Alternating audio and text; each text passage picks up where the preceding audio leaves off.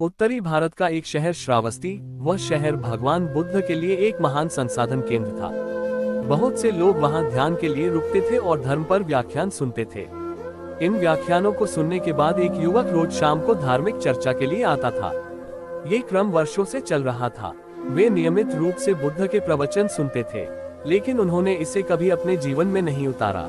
कुछ वर्षों के बाद एक बार यह युवक व्याख्यान के लिए सब लोगों से पहले आया। तब बुद्ध अकेले बैठे थे। फिर वह बुद्ध से मिला और बोला, गुरुवर्य, एक सवाल मुझे लगातार परेशान कर रहा है और मेरे मन में संदेह पैदा कर रहा है। तब भगवान बुद्ध बोले कि धर्म के मार्ग पर चलते हुए किसी भी प्रकार का संशय व्यर्थ है, उसे दूर करें। आपके पास क्या सवाल है? गुरुवर्य, मैं आपके व्याख्यान में कई वर्षों से आ रहा हूँ। मैं देखता हूँ कि हमारे आसपास अनेक साधु, भिक्षुनियाँ और बड़ी संख्या में सामान्य सांसारिक स्त्री पुरुष आते हैं। मैं उन्हें सालों से देख रहा हूँ। कुछ साधक ने इस रास्ते पर बहुत प्रगति की है।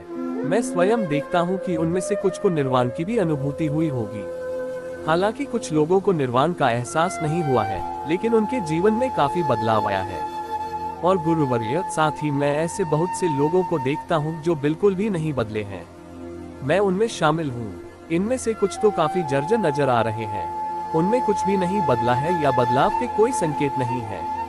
गुरुवर्य, ऐसा क्यों हो रहा है? आप जैसे शक्तिशाली, निर्वाण साक्षात्कारी दयालु संत को उन्हें मुक्त करने के लिए अपनी शक्ति और करुणा का उपयोग क्यों नहीं करते?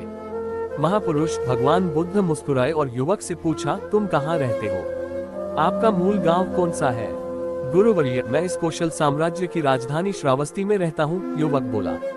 परंतु देखने से हमें यह नहीं लगता कि तुम इस क्षेत्र के निवासी हो, तो तुम मूल रूप से कहाँ के हो? भगवान बुद्ध ने युवक को पूछा। गुरुवर्य, मैं मूल रूप से मगध देश की राजधानी राजगिरी का रहने वाला हूँ। उद्धरण चिन्ह। तो क्या तुमने राजगिरी से नाता तोड़ लिया है? नहीं गुरुवर्य, मेरे कई रिश्तेदार हैं वहाँ। मेरे दोस्त और परिवार वाले वहाँ हैं और मेरा बिजनेस भी वहीं है। तो निश्चित रूप से अक्सर श्रावस्ती से राजगिरी जाते होंगे। हाँ गुरुवर्य, साल में कई बार राजगिरी जाता हूँ और श्रावस्ती को लौटता हूँ।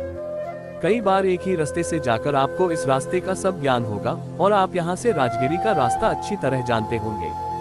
हाँ गुरुवर्य, मैं अगर अपनी आंखें बंद करके भी इस मार्ग से जाऊंगा तो पूरा मार्ग बता सकता हूँ, क्योंकि मैं इस रास्ते से बहुत बार गुजरा हूँ। सभी करीबी दोस्त और रिश्तेदार जानते हैं कि मुझे राजगिरी की सड़क का पूरा ज्ञान है। तब भगवान बुद्ध बोले कि जब ये लोग राजगिरी जाना चाहते हैं तो वे आपसे इस मार्ग के बारे में पूछते हैं। क्या तुम उनसे उस मार्ग के बारे में बातें छिपाते हो?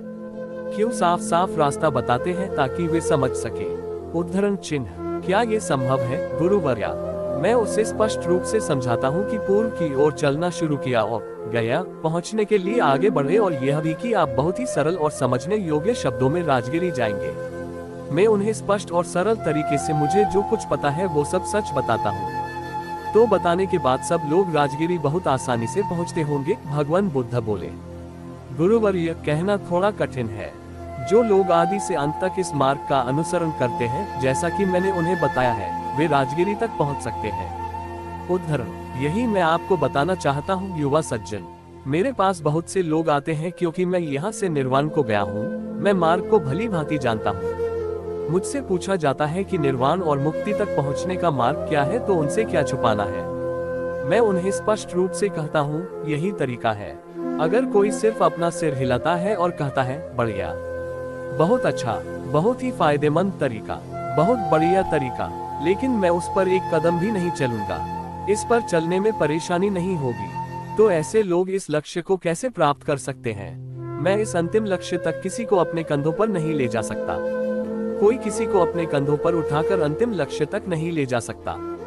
बड़े प्रेम और करुणा से कोई कह सकता है, हाँ यही मार्ग है और इस प्रकार मैं इस पथ पर चला, आप भी इस पथ पर चलिए।